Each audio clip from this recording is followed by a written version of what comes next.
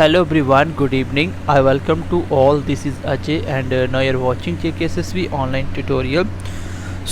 आज के इस लेक्चर में हम लोग मेटल एंड नॉन मेटल की सीरीज़ को कंटिन्यू कर रहे हैं, जिसमें हमने MCQ सीरीज स्टार्ट करी है और ये मेटल नॉन मेटल का पार्ट 2 है।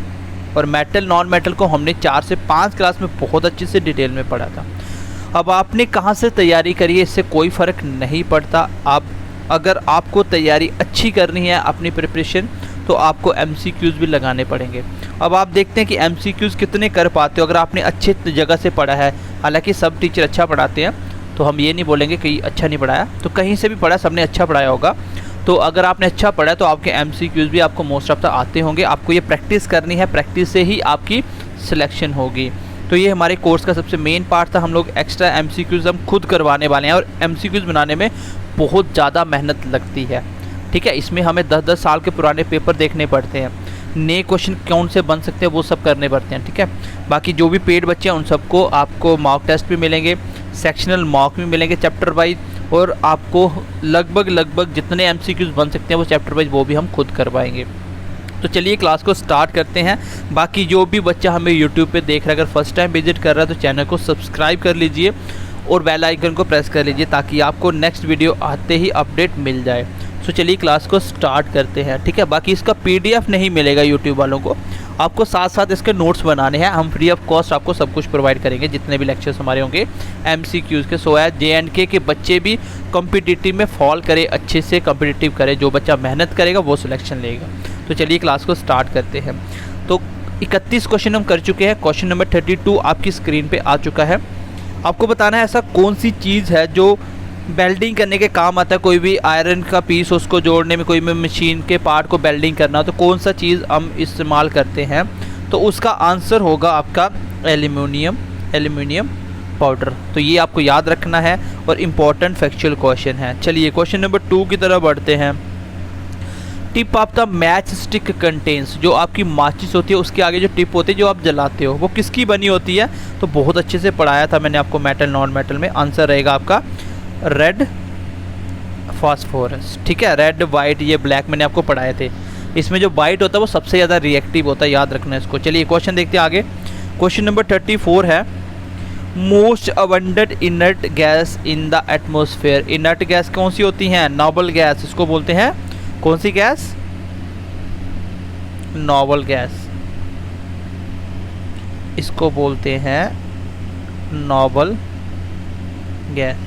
नोबल गैस कौन कौन सी होती हैं लिख लो एक बार। एक होती है हीलियम, एटॉमिक नंबर 2 होता है। फिर आती है आपकी नियॉन, एटॉमिक नंबर 10 होता है। फिर आती है आपकी आर्गन, एटॉमिक नंबर 18 होता है। फिर आती है आपकी नेक्स्ट, देखो आप, ओ सॉरी ये मिट गया, मैं एक बार फिर से लिख देता हूँ, रुको 1 मिनट वेट करो। चलिए इसका आंसर भी आपको बता देते हैं। जो सबसे एटमॉस्फेयर के अंदर, ठीक है, इसका स्पेलिंग ठीक कर दीजिए, इसको आप कर दीजिए एटमॉस्फेयर। ठीक है,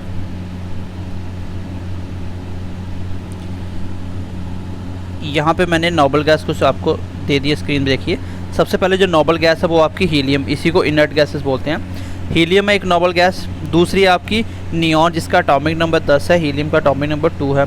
आर्गन है, फिर क्रिप्टॉन है, देन उसके बाद है आपका जीनॉन, देन रेडॉन।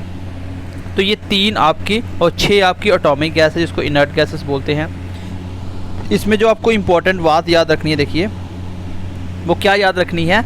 जो आपकी आर्गन है, आर्गन ये सबसे ज़्यादा पाई जाती है एटमॉस्फेयर में, सबसे ज़्यादा होती है इसमें। ये कौन सी होती है सबसे ज़्यादा? देखो नोबल गैसेस की एक प्रॉपर्टी होती है, ये किसी के साथ रिएक्ट नहीं करती हैं क्योंकि इनका शेल कंप्लीट होता है। केमिस्ट्री का टॉपिक है, क्योंकि इनका शेल कंप्लीट होता है, ये रिएक्टिव नहीं होती हैं गैसेस। ठीक है, ये इनर्ट गैसेस होती हैं सारी। इसमें आपको बताना है सबसे ज़्यादा एटमॉस्फेयर में कौन सी होती है? आर्गन होती है। इसका एटॉमिक नंबर कितना है? 18 है। चलिए क्वेश्चन नंबर आगे बढ़ते हैं 35 की तरफ। जो ग्रीन कलर होता है आपका, firework displays due to the chlorine salt of.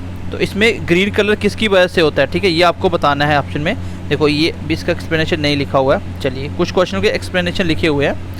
बोले green colour seen in the firework display is due to the chloride salt of. जो क्लोराइड साल्ट ऑफ किसका होता है जिसकी वजह से आपका फायरवर्क में कैसा ग्रीन कलर आता है? तो उसका आंसर रहेगा आपका B option, that is barium, that is barium. ठीक है, कुछ क्वेश्चन आपको फैक्चुअल चीज़ें याद रखनी पड़ती हैं, इसलिए आपको हम MCQs करवाते हैं, सो एज आपकी प्रिपरेशन सबसे अच्छे से हो जाए और कुछ भी नहीं बचे। चलिए नेक्स्ट क्वेश्चन बढ़ते हैं आगे। क्वेश्चन नंबर देखिए नेक्स्ट 36 क्वेश्चन देखिए।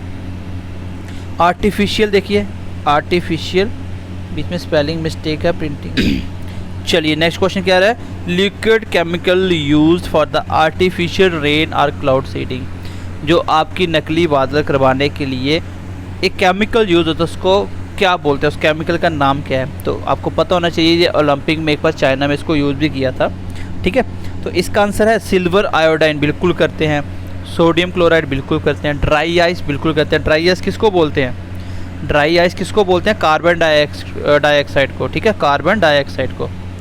CO2 को भी क्या बोलते हैं? ड्राई आइस भी बोलते हैं। तो इसका आंसर होगा ऑल ऑफ द अबव, क्योंकि जब भी ऑप्शन में ऑल ऑफ द अबव आएगा तो 99% चांस यही होता है आंसर। ठीक है, तो आप आंसर लगा सकते हो, इसके साथ जा सकते हो। चलिए आगे बोला है, which gas is use in fire extinguisher. जो आपका आग बुझाने वाला जो लगा होता है पेट्रोल पंप वगैरह और सिलेंडर, उसके अंदर कौन सी गैस होती है? तो ये question I think last year में पंचायत अकाउंट असिस्टेंट में भी आया था। इसके अंदर कार्बन डाइऑक्साइड होती है। ठीक है, कार्बन डाइऑक्साइड होती है इसके अंदर, तो ऑप्शन बी इसका आंसर आ जाएगा। ठीक है, एक कार्बन मोनोऑक्साइड होती है, वो क्या होता है उसका फार्मूला? उसका फार्मूला होता है, कार्बन मोनोऑक्साइड फार्मूला होता है CO खाली, और कार्बन डाइऑक्साइड होता है CO2। ठीक है, आपको ये याद रखना है। देखिए ड्राई आइस आ गया, अभी मैंने जस्ट आपको बताया। तो ड्राई आइस किसको बोलते हैं? Solid carbon dioxide. तो कार्बन डाइऑक्साइड जब गैस फॉर्म में ना होकर सॉलिड फॉर्म में होती है, उसको बोलते हैं ड्राई आइस। चलिए नेक्स्ट बढ़ते हैं आगे। नेक्स्ट देखिए, बोल रहा है कि diamond does not conduct electricity because of its structure is very compact, it is crystalline in nature, there only carbon atom present in it, no free electron present in it. देखो, जब भी किसी metal के अंदर free electron होंगे, जब भी किसी मेटल के अंदर फ्री इलेक्ट्रॉन होंगे, तो वो करंट को कंडक्ट करेगा, क्योंकि करंट को कंडक्ट करने के लिए इलेक्ट्रॉन का होना ज़रूरी है, वो भी फ्री। तभी वो जब हम उसको पोटेंशियल डिफरेंस की वजह से जब हम वोल्टेज देते हैं, तो वो उसमें चार्ज जनरेट होता है इलेक्ट्रॉन के फ्लो से। जब फ्री इलेक्ट्रॉन नहीं होंगे तो करंट जनरेट नहीं होगा, और इसमें फ्री इलेक्ट्रॉन नहीं होते, इसलिए क्या होता है, वो आपका वो इलेक्ट्रिसिटी कंडक्ट नहीं करता, डायमंड से आपका इलेक्ट्रिसिटी पास नहीं होता। तो ये मैंने आपको मेटल नॉन मेटल में बहुत अच्छे से इनकी प्रॉपर्टी बताई थी। What is the chemical composition of heavy water? तो DO2 याद रखना, D2O। ठीक है, इसका आंसर याद रखना D2O, ये हैवी वाटर होता है। चलिए आगे देखिए, ये फार्मूला सही कर लेना। ये H2SO4 नंबर है, नीचे है H2O D2O। ठीक है, ये नीचे है, तो इस पर टाइप नहीं हुआ था, इसलिए मोबाइल पे किया था टाइपिंग। चलिए, which metal is extracted from sea water? तो जो पानी होता है समुद्र का, उसमें से कौन सा मेटल निकाला जाता है? हाइड्रोजन, एल्यूमिनियम, मैग्नीशियम या बेरिलियम? तो आंसर होगा आपका मैग्नीशियम। आंसर होगा आपका मैग्नीशियम। ठीक है, सी वाटर से कौन सा मेटल निकाला जाता है? मैग्नीशियम। ये क्वेश्चन एक बार एग्जाम में पूछा गया था, इसलिए मैंने इसमें डाल दिया। चलिए नेक्स्ट देखिए, ये क्वेश्चन करवाया था, percentage of lead in lead pencil. तो आंसर आपको देना, मैं नहीं बता रहा इसका क्वेश्चन। चलिए आगे बढ़ते हैं, आंसर लिख भी दिया वैसे नोट्स में। Which silver salt is used for making film of photography? ये क्वेश्चन बहुत ही इंपॉर्टेंट है, एग्जाम में बहुत बार पूछा गया है। तो इसका आंसर क्या होगा? इसका आंसर होगा ऑप्शन नंबर ए। इसका आंसर होगा option number A, silver bromide. Silver bromide इस क्वेश्चन का आंसर हो जाएगा। चलिए आगे बढ़ते हैं। कॉमन साल्ट मैंने आपको बताया था जब मैंने आपको न्यूट्रिशन पढ़ाया था, कॉमन साल्ट किसको बोलते हैं? तो कॉमन साल्ट कौन सा होता है? Sodium chloride, sodium nitrate, sodium chloride, calcium, aluminium chloride. तो आंसर है सोडियम क्लोराइड। ठीक है, NaCl इसका फॉर्मूला होता है, NaCl। ठीक है, सोडियम क्लोराइड, तो याद रखना फॉर्मूला भी। ऑप्शन नंबर ए इसका आंसर होगा। नेक्स्ट देखिए, चलिए क्वेश्चन नंबर 44 देख लेते हैं। ठीक है, क्वेश्चन नंबर 44 क्या बोल रहा है? Sodium carbonate commonly known as. बहुत ही इम्पॉर्टेंट क्वेश्चन है। एक होता है सोडियम कार्बोनेट, एक होता है सोडियम बाइकार्बोनेट। तो पहले होता है आपका सोडियम Na2HCO3, सोडियम बाइकार्बोनेट, और एक होता है आपका सोडियम कार्बोनेट, उसमें से H हट जाता है। तो पहले नंबर पे आता है, इसको जब हम हीट वगैरह करते हैं तब ये होता है एच हटता है। पहले बनता है हमारा बेकिंग सोडा, ठीक है, बेकिंग सोडा, और जैसे इसका हम यूज़ कर लेते हैं फिर हम इसको कपड़े धोने के काम लगाते हैं, तब बाद में बनेगा वॉशिंग। तो याद रखना एच हटते ही हम कपड़े धोने के काम में लगा लेते हैं, ऐसे याद रख सकते हो। तो ये जो सोडियम कार्बोनेट है NaCO3, ये किसका फार्मूला है? ये पहले बेकिंग बनता है, पहले बेकिंग बनता है, खाने के काम आता है, फिर हम इसको वॉशिंग में यूज़ करेंगे। और आपके एग्ज़ाम में यही क्वेश्चन आएगा, बहुत ही इंपॉर्टेंट क्वेश्चन है, पहले बता रहा हूँ। तो आई थिंक आपने नोट कर लिया होगा। चलिए इसका आंसर है बी, सोडियम कार्बोनेट। हाँ, अभी मैंने जस्ट बताया ना, इसका आंसर ए होगा, बी होगा। क्यों? क्योंकि ये सोडियम कार्बोनेट दूसरे वाला है, एच हट के ये आया है। और अगर एच नहीं होता, सोडियम बाइकार्बोनेट होता है, जैसे क्वेश्चन अगला देखिए, सोडियम बाइकार्बोनेट, सोडियम बाइकार्बोनेट। तो बाइकार्बोनेट में एच है, तो पहले हम क्या करते हैं? खाते हैं, और धोते तो हम बाद में जब एच हट जाता है। चलिए नेक्स्ट क्वेश्चन देखिए, आपका ब्लीचिंग एजेंट कौन सा होता है? तो ये क्वेश्चन भी याद रखना, फैक्चुअल क्वेश्चन है। क्लोरीन इस क्वेश्चन का आंसर होगा, ठीक है, क्लोरीन, क्लोरीन आपके इस क्वेश्चन का आंसर होगा। चलिए नेक्स्ट क्वेश्चन देखिए, white phosphorus is placed under the, जो वाइट फास्फोरस होता है उसको किससे अंदर रखा जाता है? मैंने पहले ही बताया था कि वाइट, ब्लैक, रेड, ये फास्फोरस मैंने बहुत अच्छे से पढ़ाए थे आपको। और जो वाइट फास्फोरस होता है, मैंने अभी बताया था क्वेश्चन, जब मैं पहले क्वेश्चन डिस्कस कर रहा था तब मैंने आपको बताया था, ये सबसे ज़्यादा रिएक्टिव होता है, इसलिए इसको किसके अंडर रखा जाता है? अमोनिया के अंदर, कोल्ड वाटर के अंदर, अल्कोहल के अंदर, या कैरोसिन के अंदर? तो इसका आंसर लिख लो आप, पानी के अंदर इसको रखा जाता है। और कैरोसिन के अंदर क्या रखा जाता है? कैरोसिन के अंदर क्या रखा जाता है? कैरोसिन के अंदर आपका सोडियम मेटल रखा जाता है, ठीक है। चलिए आगे बढ़ते हैं, किंग ऑफ मेटल, बिल्कुल आसान क्वेश्चन है, गोल्ड इस क्वेश्चन का आंसर हो जाएगा। चलिए नेक्स्ट बढ़ते हैं, नेक्स्ट देखिए, next, illumination of metal is caused by the, illumination क्या होता है? बोलता है कि मेटल की चमक किसकी वजह से होती है? मैंने आपको मेटल की प्रॉपर्टी बताई थी ना, क्या क्या होती हैं? डक्टाइल होता है, मेलेबल होता है, उसके बाद वो चमक देता है, ठीक है, इलेक्ट्रिसिटी कंडक्ट करता है, और लेड होता है, इसमें इलेक्ट्रिसिटी, मेटल ऐसा इसमें इलेक्ट्रिसिटी कंडक्ट नहीं होती। तो किसकी वजह से होता है? मैंने पहले ही बताया था, उसमें फ्री इलेक्ट्रॉन होते हैं। फ्री इलेक्ट्रॉन क्या करता है? लाइट को रिफ्लेक्ट कर देता है। आंसर देखिए कहाँ है, reflection of light due to presence of free electron, तो सी ही इस क्वेश्चन का आंसर हो जाएगा। चलिए अब देखिए, मैंने एक्सप्लेनेशन भी इसका लिखा हुआ है, तो ये मैंने आपको पढ़ाया भी था। चलिए नेक्स्ट क्वेश्चन देखिए, बोला कि heavy metals got their names because compare to other atoms they have, जो हैवी मेटल होता है उसका नेम हैवी मेटल इसलिए बोला है, क्यों बोला जाता है बाकी वालों से कंपैरिजन में? क्या उसका क्या ज़्यादा होता है जिसको हम हैवी मेटल्स बोलते हैं? क्या उसका हायर एटॉमिक मास होता है? क्या उसका हायर एटॉमिक रेडियस होता है? उसकी हायर डेंसिटी होती है? तो हायर डेंसिटी ही इस क्वेश्चन का आंसर होता है। जिसकी डेंसिटी जितनी हाई होगी उतना ज़्यादा उसका वेट होता चला जाएगा। तो सी ऑप्शन इसका आंसर होना चाहिए, बिल्कुल सी ऑप्शन ही इसका आंसर है। चलिए इसमें से कौन सा बैड कंडक्टर है? तो मैंने अभी आपको बता दिया कि लेड एक ऐसा मेटल है जो क्या है? बैड कंडक्टर ऑफ इलेक्ट्रिसिटी है। चलिए आंसर आगे आपके नेक्स्ट क्वेश्चन देखिए, विच metal is protected by the layer of its own oxide. तो मैंने आपको मेटल नॉन मेटल में एल्यूमिनियम की प्रॉपर्टी बताई थी, तो इसका आंसर भी एल्यूमिनियम है। आगे बढ़ते हैं, aluminium is the metal of the property serve by the rusting with its own layer of oxide, तो अपनी ही लेयर इस पर चढ़ा लेता है। तो मैंने बताया था आपको मेटल नॉन मेटल में। Which one of the following metal cannot be used as an electromagnetic? कौन सा इसमें मेटल है जिसको हम लोग एज अ इलेक्ट्रोमैग्नेट यूज़ नहीं कर सकते? तो आपको पता है कौन सी चीज़ मैग्नेट से नहीं चिपकती? आयरन चिपक जाता है, कोबाल्ट निकल चिपक जाता है, कौन सा नहीं चिपकता? आपका कॉपर होता है, इसको मैग्नेट नहीं अपनी तरफ खींच सकता। चलिए नेक्स्ट देखिए, which one among the following is lubricant. तो मैंने बताया था ना, एक मेटल होता है जिसको सॉलिड ल्यूब्रिकेंट में यूज़ करते हैं, उसका आंसर है ग्रेफाइट। क्या आंसर है उसका? ग्रेफाइट। चलिए आगे बढ़ते हैं, मैंने इसकी एक्सप्लेनेशन में नीचे लिखी। चलिए नेक्स्ट क्वेश्चन देखिए, diamond is harder than graphite. Graphite के अंदर डायमंड ग्रेफाइट से ज़्यादा हार्डर क्यों होता है?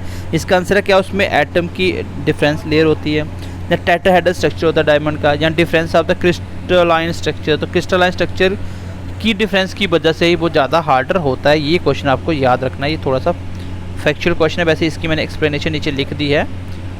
चलिए आगे देखते हैं, ऐसी कौन सी प्रॉपर्टी है वो जनरली फाउंड होती है नॉन मेटल के अंदर? नॉन मेटल में कौन सी प्रॉपर्टी ज़्यादा पाई जाती है? क्या उसमें कंडक्टिविटी होती है, वो मेटल की प्रॉपर्टी है। डक्टिविटी, वो भी मेटल की प्रॉपर्टी है।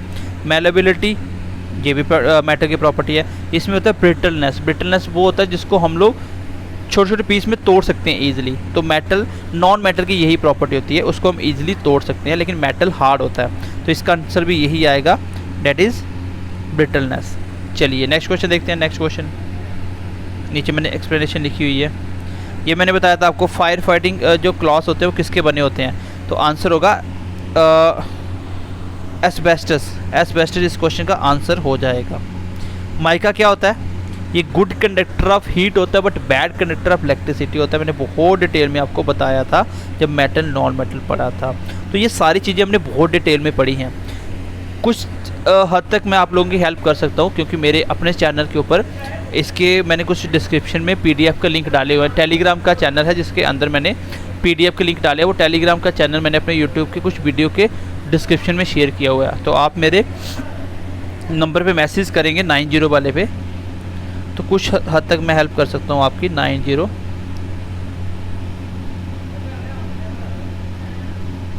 कुछ चैप्टरों के PDF मैं आपको प्रोवाइड कर सकता हूँ, बट हम लोग इसको PDF को ऐप में ही रखेंगे, ठीक है।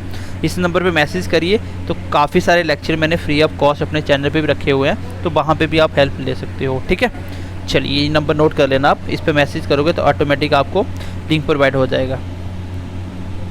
नेक्स्ट क्वेश्चन देखिए, जियोलाइट इज़, क्या है जियोलाइट आपका, तो जियोलाइट आपका ये थोड़ा सा फैक्चुअल क्वेश्चन है। जियोलाइट क्या है इसको एक्सप्लेन, देखिए नीचे कुछ किया होगा मैंने, हाँ ये किया हुआ है।